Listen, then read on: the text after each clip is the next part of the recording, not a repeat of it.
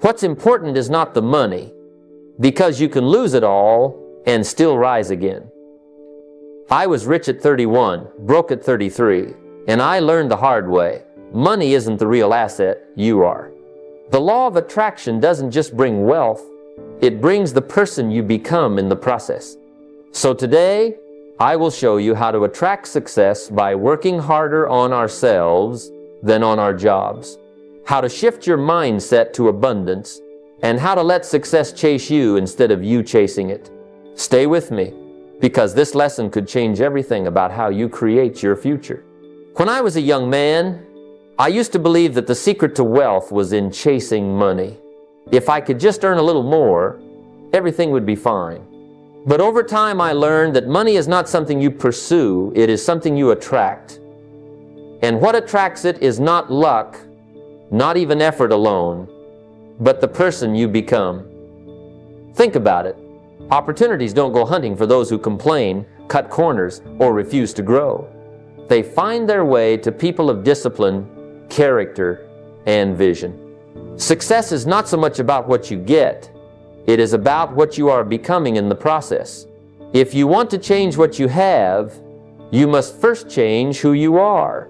I remember working at my first job, earning very little, and thinking the paycheck was the only prize. My mentor stopped me and said, "Don't just work on your job, work harder on yourself than you do on your job." That struck me like a lightning bolt. Jobs can make you a living, but personal development can make you a fortune. If you increase your skills, your wisdom, your patience, your ability to serve others, the marketplace will notice, and rewards will follow naturally. So here's a practical exercise. Take a sheet of paper and write down 3 qualities you must improve to become more valuable. Maybe it's communication, maybe discipline, maybe consistency. Work on those daily. Because wealth doesn't chase money, it chases value. I used to think wealth was only about numbers. How much was in the account, how many checks I could collect, how big the house or the car. But I discovered something extraordinary. True wealth begins with gratitude. The moment you become genuinely thankful for what you already have, life seems to open doors to more. Gratitude is like a magnet. It multiplies blessings.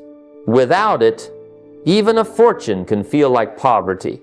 But with it, even a modest beginning feels abundant. I've met people who earned little, yet they walked with joy, peace, and confidence.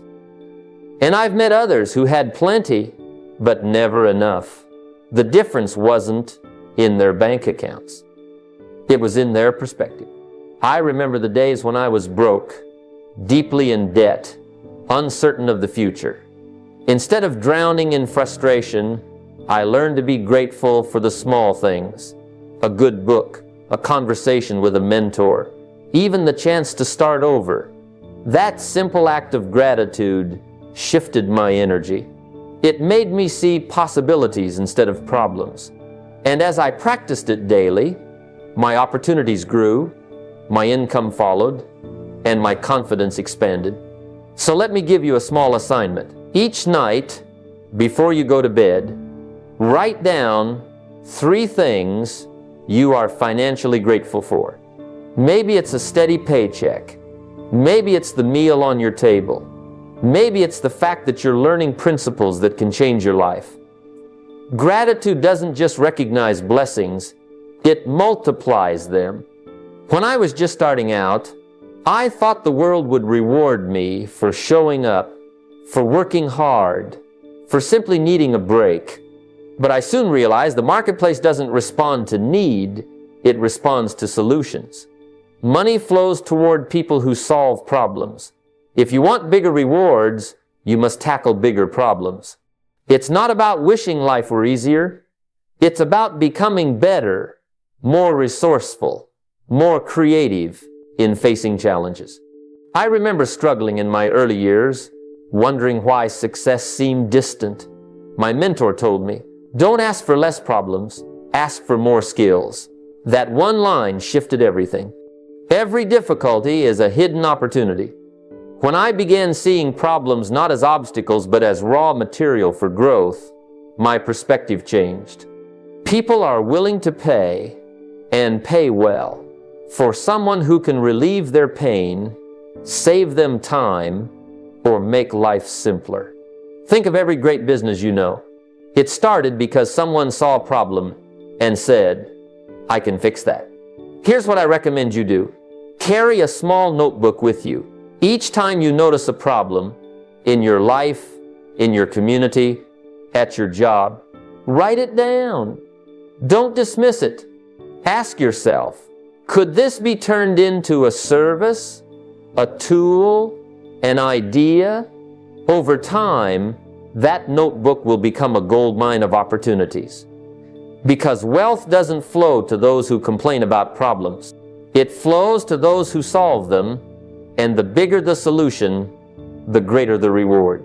When I was young and broke, the idea of giving felt almost impossible. I thought, how can I give when I can barely take care of myself? But my mentor taught me a lesson that stayed with me for life. Giving is not about what you lose, it's about the signal you send. Generosity is a declaration of abundance. It tells the world, and more importantly yourself, that you have more than enough, and that mindset attracts more. You see, if you hold on to every dollar with fear, you close the channel of receiving. But when you give, you open that channel wide, and opportunities start to flow in ways you never expected. I remember the first time I gave a portion of my tiny paycheck to charity. It wasn't much, just a small percentage, but it transformed me. I no longer felt like a victim of circumstances. I felt like a participant in something larger. That act of generosity shifted my posture from scarcity to abundance. And slowly, the world started to respond. I began to receive more, not always immediately in money, but in connections, in ideas, in confidence. So here's the principle I want you to try. Decide today that part of your wealth formula includes giving. Set aside 5 to 10% of your income every month. Give it to causes you believe in, to people in need, or to opportunities that inspire. You'll discover what I did. Giving doesn't take away from wealth, it multiplies it. When I left school, I thought my formal education was enough to carry me through life. But I soon discovered that while formal education can earn you a living, it is self-education that builds a fortune. The world pays richly for those who never stop learning, who sharpen their minds as faithfully as others sharpen their tools. Knowledge has a compounding effect. Each new lesson builds on the last, creating depth of understanding and vision that separates the average from the extraordinary. I remember the first book I bought after meeting my mentor. At the time, spending money on a book felt like a luxury I couldn't afford. But I read it, then another, then another. Soon I realized I was feeding my mind ideas that could not only change my bank account, but my entire destiny. My friends were spending on entertainment. I was spending on wisdom. Over time, those investments paid me back far more than I could have imagined. In opportunities, in relationships, in the confidence to step into new ventures. So here is a practice you can adopt right away.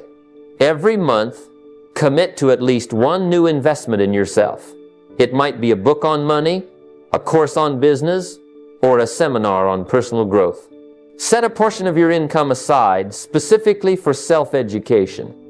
Over a year, that's 12 new streams of knowledge shaping your thinking. Over a decade, it's a fortune in wisdom. And wisdom, once gained, never leaves.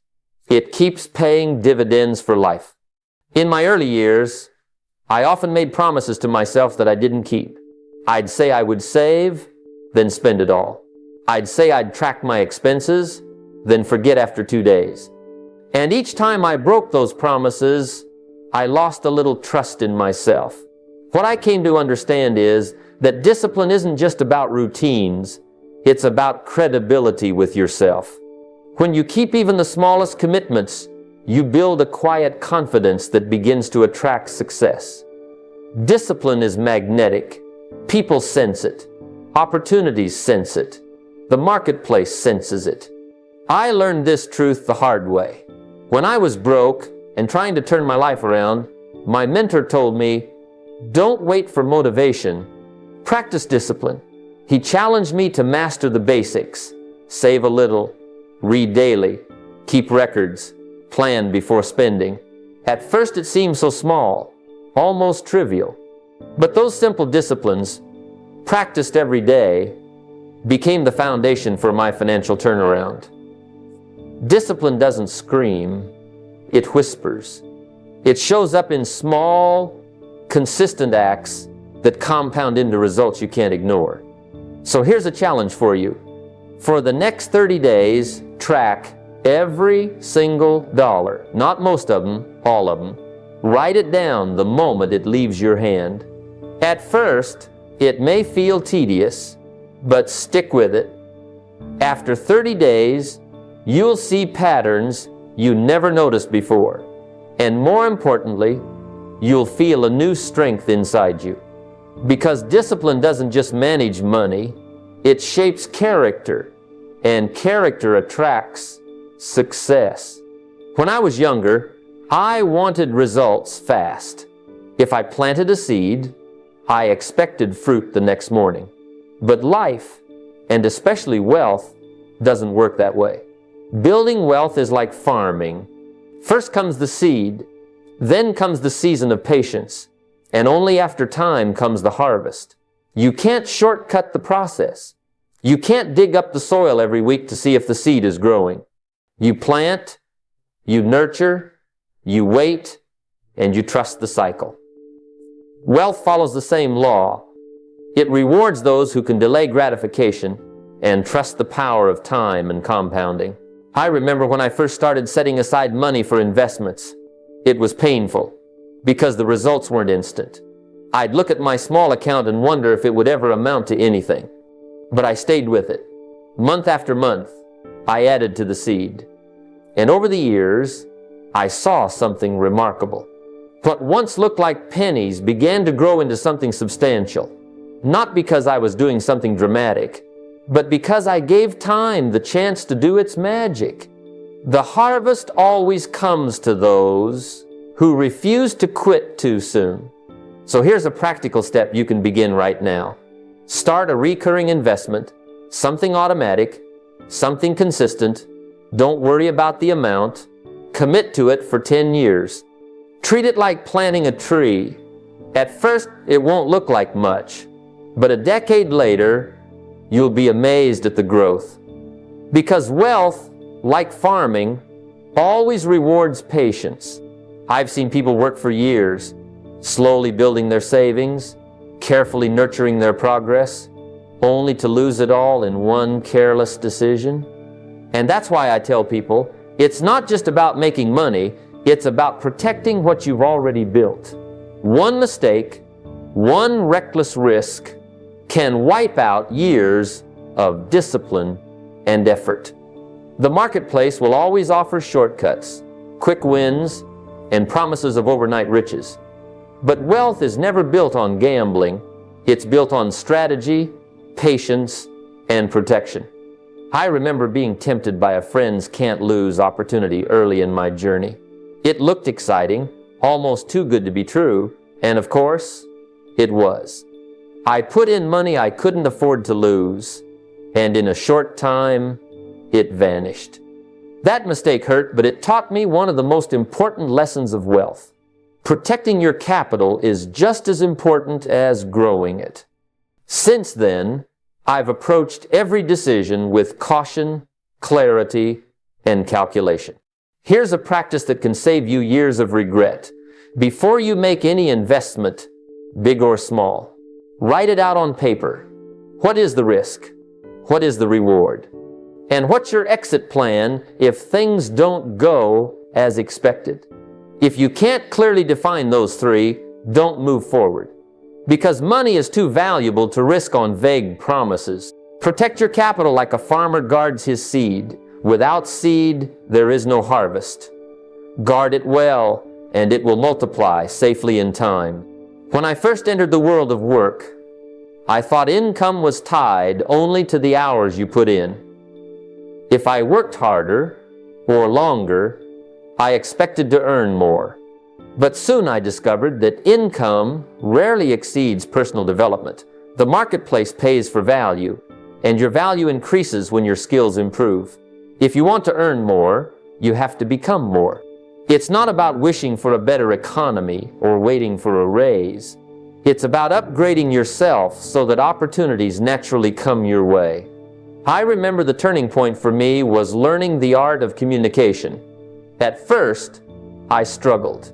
I couldn't present my ideas clearly, and it cost me opportunities. But once I decided to invest time in developing that skill, everything changed. I practiced daily. I studied the great speakers. I challenged myself to stand in front of people. Over time, I noticed doors opening that were once closed. The same is true with leadership, sales, negotiation, or any other high-income skill. When you master them, you increase your value, and when your value increases, so does your income. So here's a challenge for you. Set aside just 1 hour a day to improve a money-making skill. It could be reading a book on leadership, practicing your sales pitch, or refining your ability to communicate. 1 hour a day might not seem like much, but over a year, it adds up to hundreds of hours. And those hours can transform your skills, your confidence, and ultimately, your income. I often wondered why I wasn't making much progress, even though I was working hard. Then one day, I looked closely at the people I was spending most of my time with. They were good people, but many of them were complainers. They had excuses for everything. Why things weren't working, why success was for others, why discipline didn't matter. And without realizing it, I was becoming just like them. That's when I learned one of the most powerful principles. You become the average of the people you spend time with. If you spend your days with those who grumble, you'll start grumbling. If you surround yourself with dreamers, you'll start dreaming. And if you connect with achievers, you'll find yourself raising your own standards. I remember when I began seeking out people who were ahead of me in business and in life. At first, I felt out of place, like I didn't belong. But little by little, their habits, their attitudes, their ways of thinking rubbed off on me. They stretched me. They forced me to grow. Here's something you can do right away. Take inventory of your associations. Identify one relationship that consistently drains you and begin to reduce your time there. Then, replace it with one uplifting connection. Someone who inspires you, challenges you, or simply lives with gratitude and purpose. Over time, these choices will shape your destiny. Because who you spend time with determines who you become. I used to keep most of my dreams locked up in my mind, hoping one day they would somehow come true. But I learned quickly that thoughts left unspoken or unwritten tend to fade. The goals that pull you forward are the ones you commit to paper, the ones you declare with your voice, and the ones you back up with daily action. Writing crystallizes the vision, speaking reinforces belief, and living it through consistent steps makes it real. That's how goals transform from vague wishes into powerful magnets for achievement. I remember the first time I wrote down my financial vision. It was simple. Get out of debt, build savings, and invest for the future. Every day I read those words, and every day they reminded me of where I was headed. Soon, I began to speak them out loud. I'd tell friends, I'm on my way to financial independence. That affirmation wasn't just for them, it was for me. It strengthened my resolve and kept me on track even when progress was slow. Over time, those written and spoken goals began shaping my behavior. How I spent, how I saved, and how I invested. Here's a step you can take today. Write your financial vision clearly on paper. Place it where you'll see it every day, on your desk, your mirror, or even your wallet. Read it, speak it, and then align your actions with it. Because when you write it, speak it, and live it, the future you imagine begins to pull you forward. When I first began the journey toward wealth, my focus was on survival, how to pay the bills, how to get out of debt, how to finally get ahead. But as the years passed, I discovered something much deeper. True wealth is not measured by what you keep, but by what you pass on. Money can come and go, accounts can rise and fall, but the principles you instill in others will outlast any fortune. Legacy is about planting seeds of wisdom, discipline, and vision that continue to grow long after you're gone. I'll never forget the moment I realized this truth. I was teaching a small group of young people about the power of saving just a portion of every dollar they earned. Their eyes lit up as if I had handed them a treasure map. That simple principle, something I had learned through my own struggles, suddenly became part of their future.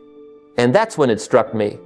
The greatest wealth I could create was not in my own accounts, but in the lives of those I influenced. Here's a step you can take right now. Don't wait until you've built millions to start leaving a legacy. Share a money principle you've learned, something practical, something tested, with your family, a friend, or your community this week. Teach them the value of discipline, of patience, of protecting their capital. Because wealth built only for yourself ends with you. But wealth built on principles lives on, and that legacy attracts abundance far beyond your own lifetime.